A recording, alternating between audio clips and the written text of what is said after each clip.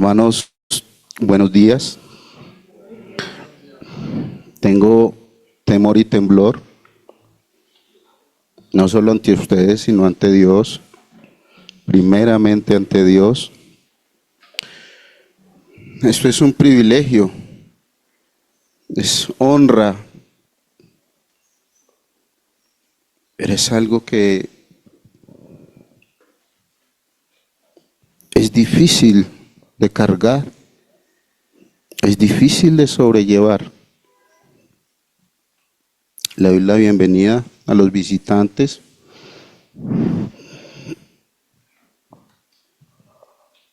Mi familia. Es un anhelo de mi corazón verlos acá. Y Él hoy me lo está concediendo, y no solo eso. Me está permitiendo compartir con ustedes algo que espero el tiempo nos favorezca un poco. Desde hace mucho tiempo el Señor viene hablando fuertemente. Y quiero solamente retomar del domingo pasado, cuando el hermano Gildardo fue usado por el Señor y nos compartió sobre la santidad y la forma en que deberíamos caminar vestidos. Santidad, hermanos, santidad. El miércoles la hermana Diana Taborda nos compartió sobre el síndrome del impostor. Me descarnó ese mensaje, hermano. Y ayer, el viernes, la hermana María nos compartió sobre la unidad de la iglesia. Hermanos, cuando el 14 de mayo me enteré que me iba a tocar compartir el día de hoy, 2 de agosto, lo primero que empecé a decir fue: Señor, qué privilegio, qué honor, qué responsabilidad y llamado el que el Señor me estaba haciendo. Compartir un sermón, wow. Yo muchas veces me preguntaba por qué el pastor, a veces yo veo que el pastor predica tan tranquilo. Pero un día le pregunté a Dios cómo era la carga que él llevaba. Y me dolió. Creo que nunca debí de haber preguntado eso a Dios. Ese día, hermanos, cuando escuché que me tocaba dar un sermón el 2 de agosto, se me congeló la panza, se me heló la sangre por completo y mis entrañas colapsaron. Y esta semana que estaba mirando mis notas de ese día, fue más fuerte todavía. Y yo decía: Señor, me estremezco con esta responsabilidad. Guíame, por favor, Señor Dios de los cielos, y ayúdame a ser esa persona idónea que puedas usar. Y entre las cosas que se organizaban ese día en esa reunión, hubo varios pensamientos. Y uno de esos, en realidad tengo varios, fue: cuando hay escasez de alimento, uno siente la necesidad de comer.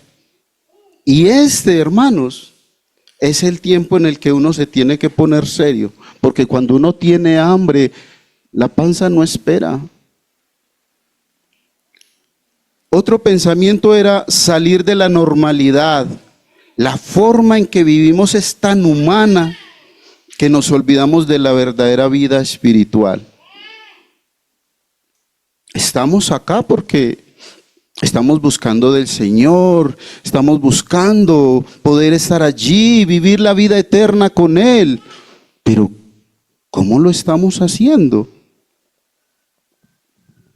Otro pensamiento es: Muchos cristianos muriendo tranquilos porque son cristianos. Muchos. Cuando Jesús vino, entendió todo el panorama en el mundo. Porque el Espíritu del Señor está sobre mí y me ha enviado a predicar las buenas nuevas a los quebrantados de corazón. Hermanos, hay que desacostumbrarnos de nuestra forma de vivir. Si yo quiero ser un líder para Dios, yo tengo que aprender a escuchar a Dios. Y estamos en tiempos extraordinarios. Estamos en tiempos muy difíciles. Satanás está en sincera intensidad para atacar la iglesia. No nos dará el respiro y cada día nos ataca más y más y no nos deja descansar. Y lo triste es que la iglesia aún está dormida. Yo hoy quiero compartirles una carta. El hermano Gildardo nos va a hacer el favor de leerla. Y la carta es de David Brainerd. Fue un joven que dedicó su vida al Señor. En el momento en que se convirtió, decidió dar ese paso de fe y empezar a buscar a Dios con todo su corazón, con toda su alma. Y el sentir que el Señor puso en él fue ir a los indios Pieles Rojas de Estados Unidos. Este hombre cautivó mi vida el día que encontré este escrito y el hermano nos va a colaborar con la lectura. Una carta escrita desde el umbral de la eternidad, desde el umbral, o sea, las puertas de la eternidad. Y dice así la carta, que David Brainerd escribió a su hermano, quien lo reemplazó allí en esa misión, en las selvas norteamericanas. Mi querido hermano, me encuentro en la víspera de la eternidad, esperando muy pronto presentarme en el mundo invisible. Y yo no me siento más habitante de la tierra, y a veces fervientemente anhelo partir y estar con Cristo. Alabo a Dios por haberme concedido saber durante varios años que es imposible que un ser racional goce de la felicidad verdadera sin estar completamente entregado a Dios. Motivado por esta comprensión, hasta cierto punto he actuado, o que hubiera hecho más. Vi tanto la excelencia como la necesidad de la santidad en la vida, pero jamás en la misma manera como ahora comprendo al encontrarme al borde de la tumba. Oh, hermano mío, hermano Juan, busca la santidad, prosigue este blanco bendito, que tu alma sedienta diga siempre: jamás estaré satisfecho hasta despertarme a tu semejanza.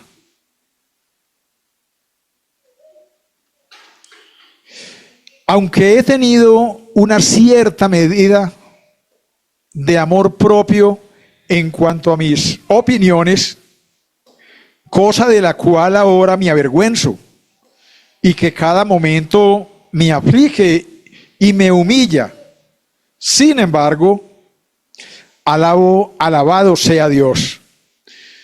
Doy cuenta que en realidad he tenido en una medida mayor tal preocupación por su gloria y por el adelanto de su reino en el mundo, que me es de consuelo y satisfacción ahora meditar y acordarme de estos años de mi vida. Mi querido hermano Juan, debo exhortarte a seguir la santidad personal, que practiques el ayuno y ores, todo lo que tu salud te permita, que vivas muy arriba del nivel de los cristianos mediocres. Te ruego que atiendas solemnemente a la obra de Cristo. Esfuérzate para poder distinguir entre la religión falsa y la verdadera. Y para hacerlo, atiende cuidadosamente a la obra del Espíritu Santo en tu propio corazón. Temo que no comprendas cuánta religión falsa hay en el mundo. En el nombre de tu moribundo pastor, sí, aún en el nombre de aquel que murió y volvió a vivir, sabemos quién es, ¿cierto? Cristo. Exhorta a mis hijos espirituales a vivir y andar como conviene al Evangelio. Cuéntales cuán grande es la esperanza que Dios tiene en su pueblo y cómo han de dañar la casa del Señor si caen en pecado, y cuán triste será la influencia de su mal testimonio en los otros pieles rojas.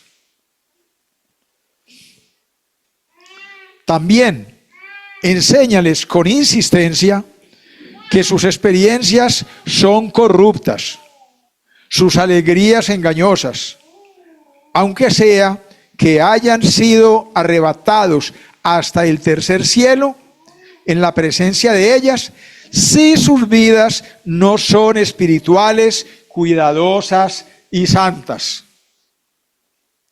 Dios sabe que estoy listo de haberle servido más en la obra del ministerio, aunque fuera con todos los trabajos y dolores de los años pasados, si así fuera su voluntad. Pero como ahora parece que su voluntad es otra, estoy completamente contento y con completa libertad digo: sea hecha la voluntad del Señor. Me da tristeza pensar en dejarte a ti en un mundo de pecado. Mi corazón se compadece de ti. Me duele pensar que a ti todavía te esperan vientos y tempestades que por la gracia de Dios yo estoy por librarme. Pero Dios vive y bendito sea nuestro refugio y roca. Él es el mismo amigo todopoderoso y espero que sea guía y ayudador tuyo, tal como ha sido el mío. Y ahora, mi querido hermano Juan, te encomiendo a Dios y a la palabra de su gracia, la cual es poderosa para sobreedificarte y para herencia entre los que son santificados. Que goces de la presencia divina, tanto en tu vida personal como en tu ministerio público. Y que tus brazos sean corroborados por la diestra del Dios de Jacob. Estos son los deseos y oraciones fervientes de tu cariñoso hermano moribundo. Gloria al Señor por esta carta. Nos conmueve, ¿verdad? Dios les bendiga.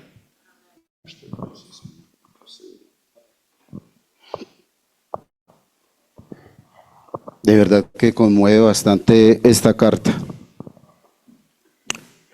Saber que la forma de vida de este hombre no fue como la que tenemos muchos de nosotros actualmente y que gracias a Dios podemos decir que lo tenemos.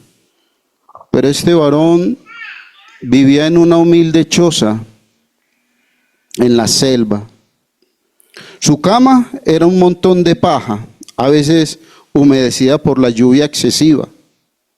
Su templo de predicación era la sombra de los árboles del bosque. Su alfombra donde se arrodillaba para orar era la carpeta de la nieve que cubría el suelo congelado por el frío del invierno. David Brainerd falleció de 29 años y escribió esta carta hace más de 300 años. Amado Dios y Padre que estás en los cielos, te doy gracias por esta oportunidad, este privilegio, Señor.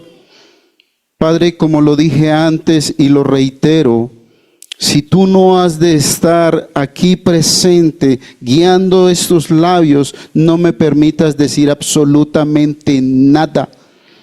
Pero que sea tu unción, tu gracia, Señor, tu gracia guiándome para dar de comer a este pueblo que tiene hambre y sed de ti.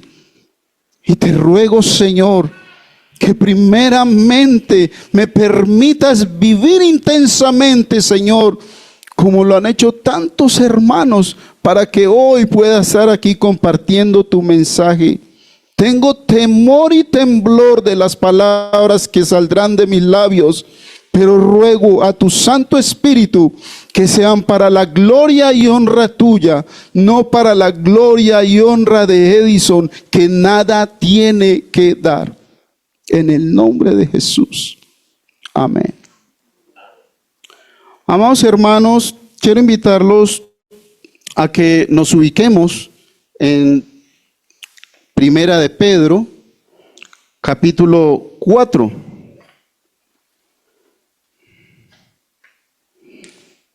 Vamos a leer desde el versículo 1 hasta el versículo 11. Pero vamos a hacer dos pausas en el versículo 5 y el versículo 6. Trataré de que nos rinda el tiempo.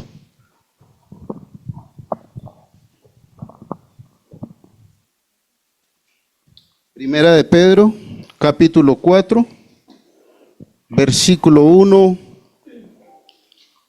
al 11. Pero vamos a hacer pausa en el 5 y en el 6. Dice la palabra del Señor. El título, Buenos administradores de la gracia de Dios. Puesto que Cristo ha padecido por nosotros en la carne, vosotros también armaos del mismo pensamiento.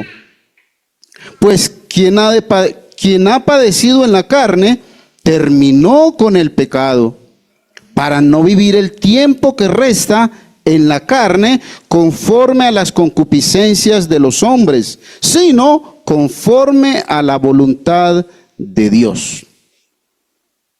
Versículo 3. Baste ya el tiempo pasado para haber hecho lo que agrada a los gentiles, andando en lascivias, concupiscencias, embriagueces, orgías, disipación y abominables idolatrías. A estos les parece cosa extraña que vosotros no corráis con ellos en el mismo desenfreno de disolución y os ultrajan. Pero ellos, el versículo 5, darán cuenta al que está preparado para juzgar a los vivos y a los muertos. Aquí quiero hacer una pausa en Hebreos 9:27. que dice, y de la manera que está establecido para los hombres, que mueran una sola vez, y después de esto, el juicio. El versículo 6 lo retomamos. Porque para esto también ha sido predicado el evangelio a los muertos, para que sean juzgados en carne según los hombres, pero vivan en espíritu según Dios. Y aquí quiero que nos vayamos, hermanos, para después continuar con la lectura de Primera de Pedro 4, a Apocalipsis 6, versículo 9 y 11. Cuando abrió el quinto sello, vi bajo el altar las almas de los que habían sido muertos por causa de la palabra de Dios y por el testimonio que tenían. Y clamaban a gran voz diciendo, ¿hasta cuándo, Señor santo y verdadero, no juzgas y vengas nuestra sangre en los que moran en la tierra? Y se les dieron vestiduras blancas y se les dijo que descansasen todavía un poco de tiempo hasta que se completara el número de sus consiervos y sus hermanos, que también habían de ser muertos como ellos. Aquí volvemos nuevamente a Primera de Pedro. Mas el fin de todas las cosas se acerca. Sed, pues, sobrios y velad en oración, y ante todo tened entre vosotros ferviente amor, porque el amor cubrirá multitud de pecados. Hospedaos los unos a los otros sin murmuraciones, cada uno según el don que ha recibido, ministrelo a los otros, ministrelo a los otros, ministrelo a los otros, como buenos administradores de la multiforme gracia de Dios. Si alguno habla, hable conforme a las palabras de Dios. Si alguno ministra, ministre conforme al poder que Dios da, para que en todo, hermanos, para que en todo sea Dios glorificado por Jesucristo, a quien pertenecen la gloria y el imperio por los siglos de los siglos. Amén, aleluya.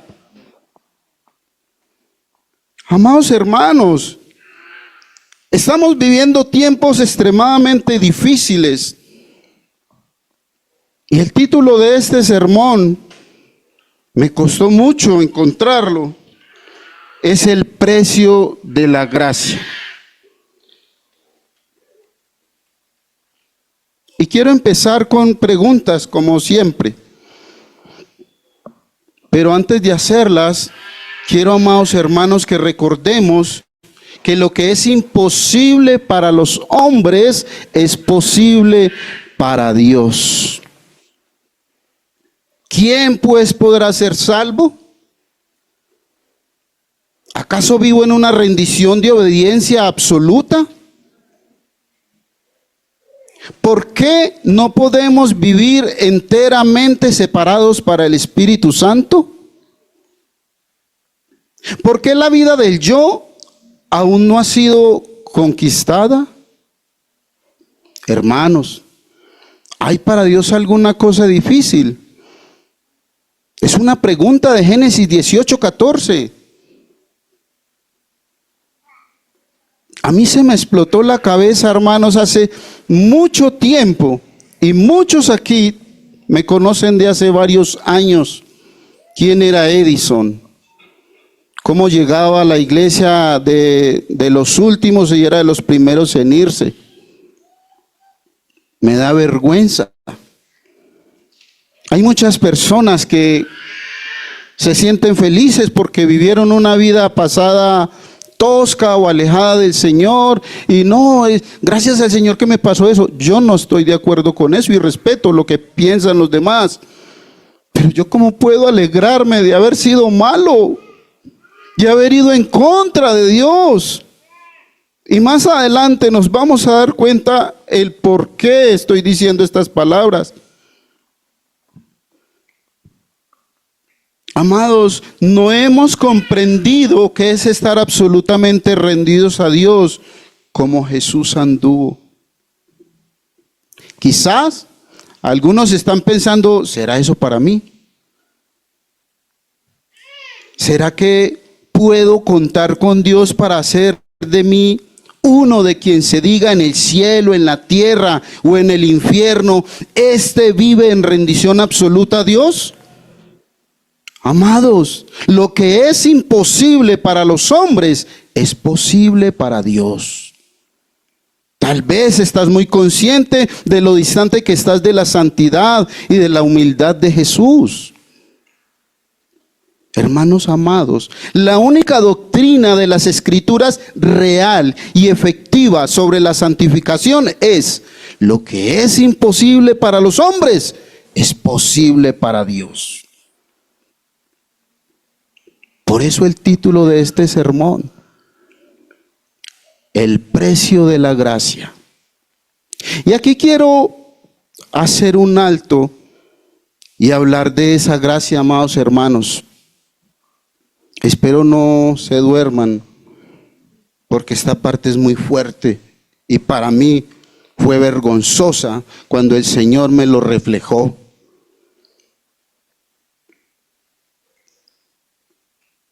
Hablar de esa gracia maravillosa que hoy ha sido mancillada por nosotros mismos, y peor aún, vivimos en ella como una gracia barata.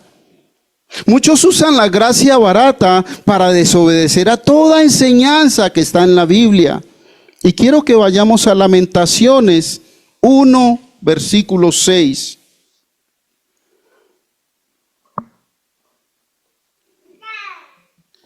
Desapareció de la hija de Sión toda su hermosura. Sus príncipes fueron como ciervos que no hallan pasto, y anduvieron sin fuerzas delante del perseguidor. Hermanos, la gracia de alto precio es aquella que te lleva a apacentar la grey de Dios. Y apacentar es discipular, alimentar, cuidar mientras come el pan de vida. Apacentar es instruir, enseñar. Apacentar es guiar a las personas a través del Espíritu Santo. La gracia de alto precio es Dios a través de ti, de cada uno de nosotros. Sí, amados. Y quiero ir a 2 Corintios capítulo 5, versículo 19. Muchos hermanos saben que este versículo es un versículo rema para mí. Pero antes, permítanme un segundo, quiero ubicarme también en el libro de Juan, capítulo 17. Segunda de Corintios 5, 19 dice que Dios estaba en Cristo reconciliando al mundo, no teniéndole en cuenta a los hombres, reconciliando consigo al mundo, no tomándoles en cuenta a los hombres sus pecados, y nos encargó a nosotros la palabra de la reconciliación. Y en Juan 17, versículo 18 al 21, quiero corroborar lo que acabo de leer para que podamos encarnarlo, vivirlo, sentirlo, llevarlo a lo más profundo de nuestro corazón, amados. Es lo siguiente, versículo 18. Como tú me enviaste al mundo, así yo los he enviado al mundo, y por ellos yo me santifico a mí mismo, para que también ellos sean santificados en la verdad. Mas no ruego solamente por estos, sino también por los que han de creer en mí por la palabra de ¿quién? De ellos. ¿De quién? De ellos. Para que todos ¿qué? ¿Sean qué? Sean uno, como tú, oh Padre, en mí y yo en ti. Que también ellos sean uno en nosotros, para que el mundo crea que ¿qué? Que tú me enviaste, hermanos. Esto es un texto demasiado profundo. Es muy fuerte. Y en Filipenses 2, versículos 12 y 13, dice: por tanto, amados míos, como siempre habéis obedecido, no como en mi presencia solamente, sino mucho más ahora en mi ausencia, ocupaos en vuestra salvación, ¿con qué? Temor y temblor. Y el versículo 13, que es muy familiar para, yo me atrevería a decir que para todos, porque Dios es el que ¿qué?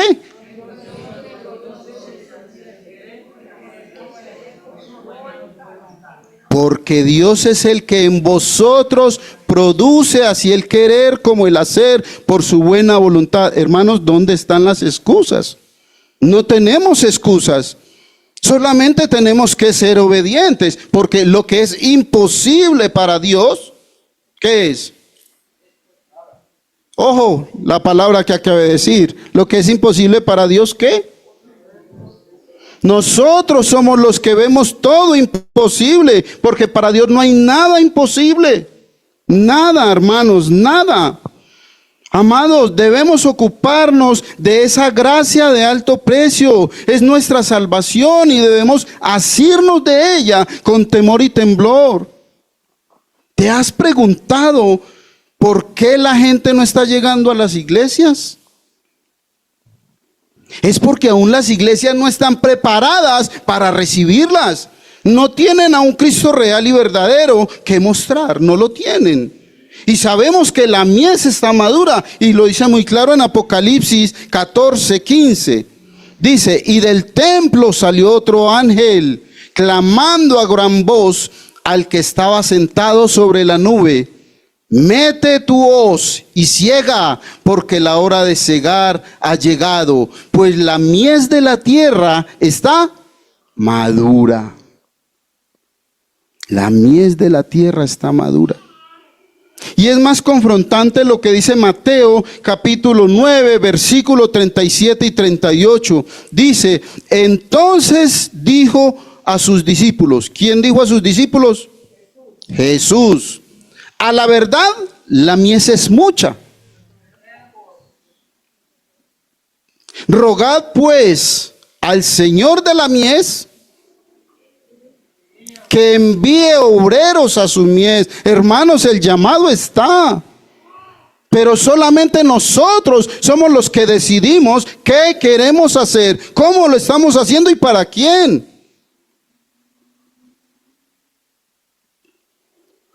Un pueblo, amados hermanos, que vive en una gracia barata, nunca podrá mostrar el alto precio que pagó Jesús en esa cruz.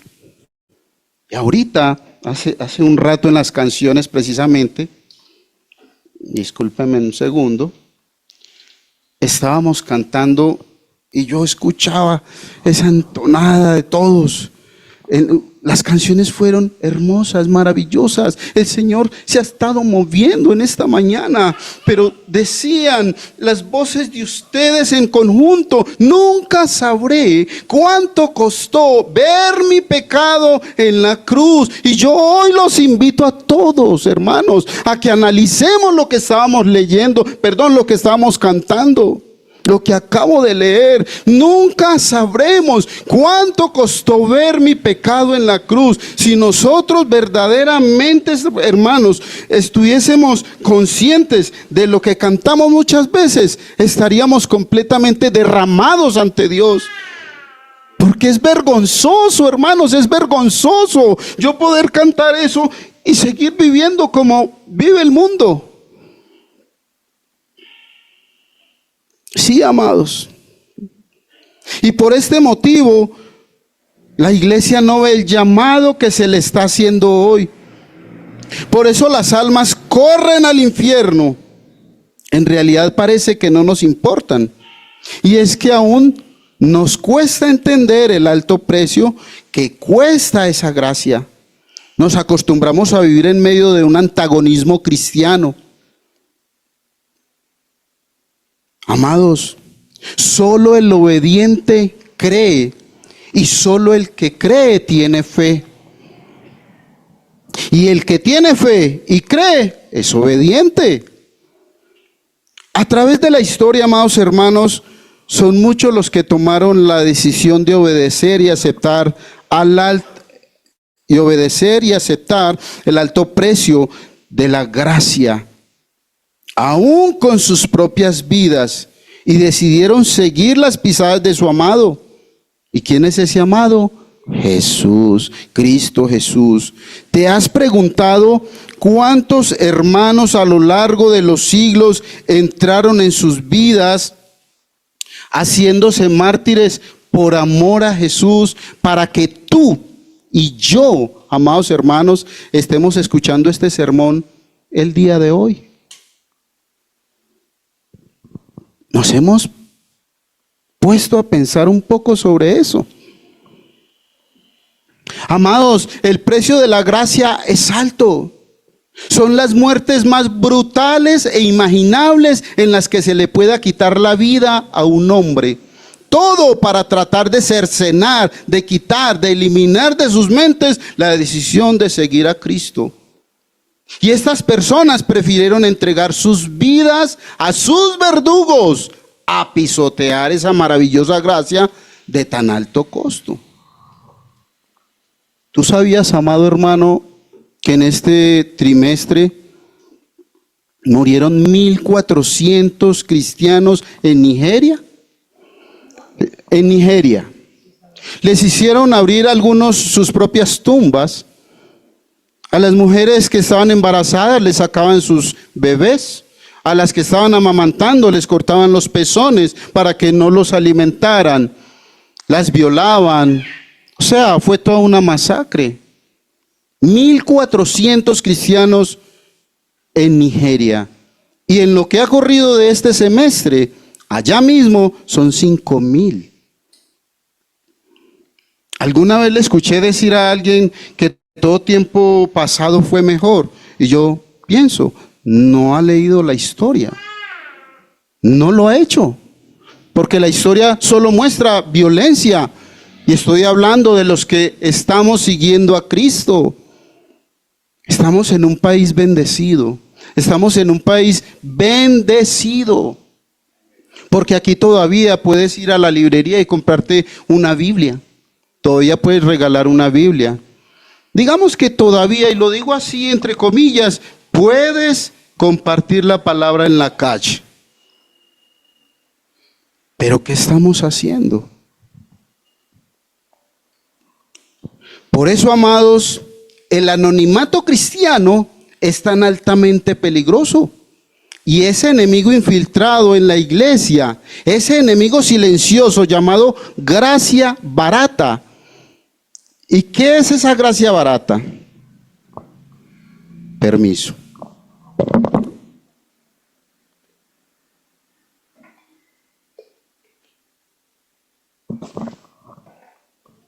Esa gracia barata, hermanos, es ganga. Es perdón desperdiciado. Es gracia tratada con una despensa inagotable de la iglesia, repartida por manos imprudentes de manera precipitada e ilimitada. Es gracia sin valor, es gratuita, es gracia como doctrina, principio y sistema. Es perdón de pecados como verdad teórica. Es gracia barata porque usa el amor de Dios dentro de una idea cristiana. Es barata porque quien prueba de ella obtiene el perdón de sus pecados sin pagar el alto precio. Es barata porque niega la palabra viva de Dios. Es barata porque no da el valor de la encarnación del verbo de Dios. Es gracia barata en esencia porque hace justificación del pecado, no del pecador. Es gracia barata en esencia, sí, Entonces podríamos decir o pensar que a fin de cuentas eso es lo que cuenta. Ha sido pagada por adelantado, una cuenta pagada por adelantado para siempre, y no tiene sentido añadir algo a una cuenta ya pagada. En esa iglesia el mundo encuentra un refugio barato para sus pecados, de los que no se arrepienten y de los que realmente no quieren ser librados. Esto, amados hermanos, nos lleva a decir que como la gracia lo hace absolutamente todo, todo puede permanecer absolutamente igual. Nuestras obras son en vano. El mundo es el mundo y nosotros somos pecadores, aún en la mejor de las vidas. Así que el cristiano vive como el mundo, se posiciona en todas las cosas igual que el mundo y no se dispone a vivir de ninguna otra manera que no sea vivir bajo el dominio del pecado. Y esa es una expresión típica de muchas herejías a lo largo de la historia. El cristiano de hoy vive como el resto del mundo cuando cree que esa gracia barata es su salvación. Y claro, si por él fuera, haría algo extraordinario. Entonces esa gracia barata es indudablemente la abstención más difícil y la única opción de vivir de manera mundana. Y yo quiero, hermanos, quiero mostrarles primero qué es esto. Y yo quiero aquí detenerme nuevamente y analizar un poco lo que he dicho. Ya les he hablado un poco sobre lo que es la gracia barata. Pero hablemos de la gracia de alto precio. La gracia de alto precio, amados hermanos, es una fusión entre Dios y nosotros. Es una fusión entre Dios y nosotros. Es el tesoro escondido en el campo por el cual un hombre fue con gozo, vendió todo lo que tenía. Todo. Es la perla preciosa por cuyo valor el mercader vendió todos sus bienes. Es la gracia donde los que obedecen pueden creer. Es la gracia donde escuchas el llamado. Es la gracia que te impulsa a abandonar el pasado. Es la gracia que te lleva a la acción. Es el reino de Cristo por el cual el hombre se saca el ojo que lo atormenta. La gracia de alto precio es el llamado de Cristo por el que el discípulo deja sus redes. Es el evangelio al que seguir, es el regalo que se debe pedir, es la puerta que se debe tocar, es el alto precio porque es un llamado a seguir a Cristo. Es costosa porque le cuesta la vida al hombre. Es costosa porque regala vida. Es costosa porque condena los pecados. Es costosa porque justifica al pecador. Sobre todo es costosa porque fue costosa para Dios. Le costó la vida a su Hijo. ¿Y por qué no nos puede resultar barato? Porque de tal manera amó Dios al mundo que ha dado a su Hijo unigénito para que todo aquel que en Él cree no se pierda más que. Es gracia del santuario de Dios que debe ser protegido del mundo y que no debe ser echado a los perros. Es de alto precio porque es la palabra viva. Es costosa porque es la palabra de Dios. Es costosa porque se presenta como un llamado misericordioso. Es costosa porque nos invita a seguir los pasos de Jesús. La gracia de alto precio es palabra viva en el corazón contrito y humillado. Es de alto precio porque coloca al hombre bajo el yugo del discípulo de Jesucristo. Es gracia de alto precio porque mi yugo es fácil y ligera ¿qué? Mi carga. Es costosa porque es un atributo de Dios. Es costosa porque es el amor de Dios tocando a tu corazón. Es de alto precio porque nos comisionó a llevar la palabra a todas las naciones. Y como sé que el tiempo es muy corto, hermanos,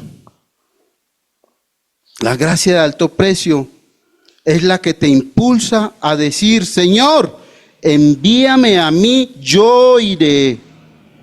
La gracia de alto precio es sumergirte en las aguas desde los tobillos hasta llegar a nado y sumergirte.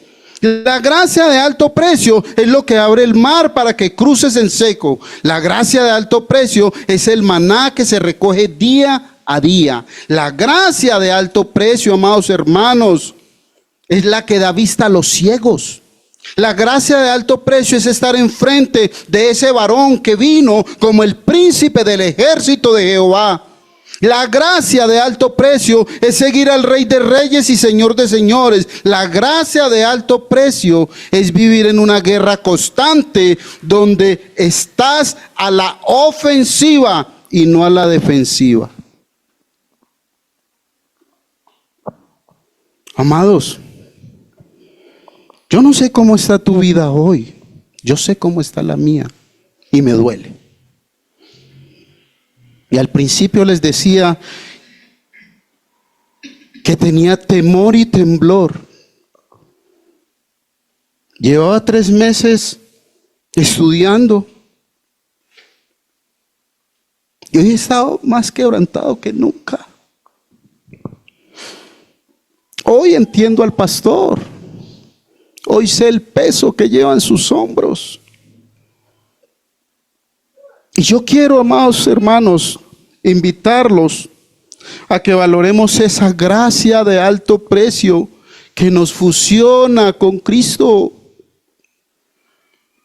que nos enseña a vivir para Cristo. Y si verdaderamente hoy el Señor te está hablando, hermanos, yo quiero invitarte a que te pongas sobre tus pies y oremos.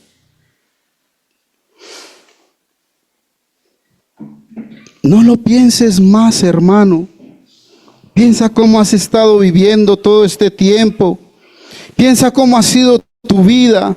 Piensa cuánto necesitas del Señor. No sabemos qué va a pasar mañana. No sabemos si vamos a estar acá. ¿Por qué esperar más? Yo quiero hacerte esa invitación, hermanos. Quiero hacerte esa invitación a que mires en tu corazón cómo está tu vida, cómo estás viviendo la gracia que fue derramada en la cruz del Calvario para que tú y yo hoy estemos acá, siendo diferentes de lo que el mundo nos ofrece.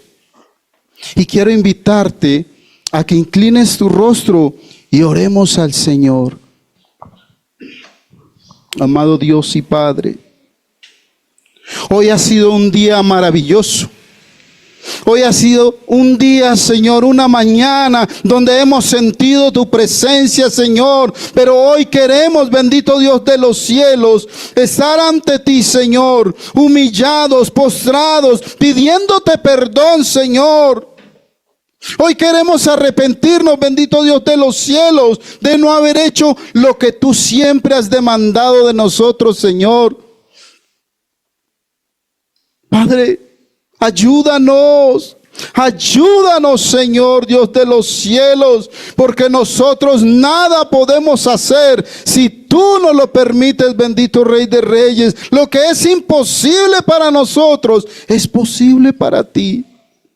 Y yo te pido, Señor Dios de los cielos, que toques cada corazón aquí presente, que mire las vidas de mis hermanos y nos ayudes a entrar a esa acción, caminar para ti, Señor, buscar si es posible al verdugo, Señor, para poder decir: aquí estoy, yo sigo a Cristo y no me importa lo que tú pienses, yo sigo a Cristo y amo a Cristo. Padre, sabemos los tiempos difíciles. Y no podemos, Señor, simplemente porque otros hermanos en otros países están muriendo, Señor, como mártires, seguir relajados. No, Señor, no lo permitas más. Hay dos tipos de cristianos que yo conozco, los héroes y los mártires. David Brainerd fue un héroe y encomendó lo que Dios le había dado a su hermano, y esa luz de esa antorcha aún sigue encendida. Ruego a Dios que hoy hayas podido sentir la presencia del Señor en esta carta, y no solamente en eso, sino que también te puedas cuestionar camino a tu casa: ¿cómo está mi vida? Y que puedas dar ese paso de fe. La gracia de alto precio, hermanos, es la zarza encendida que te está llamando. Padre, yo te doy gracias por este sermón. Toda la gloria, toda la honra es para ti, Señor. Nada es mío, todo es tuyo, Señor. Te doy gracias, te doy la gloria y la honra por cada persona, Señor, conectada, por cada persona aquí presente, Señor, y por haberme dado, Señor, el privilegio de estar enfrente de ellos y poder decir cuánto te amo y cuánto les amo a ellos. Yo decidí dar el paso y seguiré adelante. Quiero, Señor, que me ayudes porque yo no puedo en mis fuerzas, y quiero, Señor, que seas tú quien siempre me permita, Señor, tener mis ojos espirituales abiertos para seguir tus pisadas, para la gloria y honra tuya. En el nombre de tu amado Hijo Jesucristo, te bendigo, Dios. Amén y amén. Dios les bendiga, hermanos.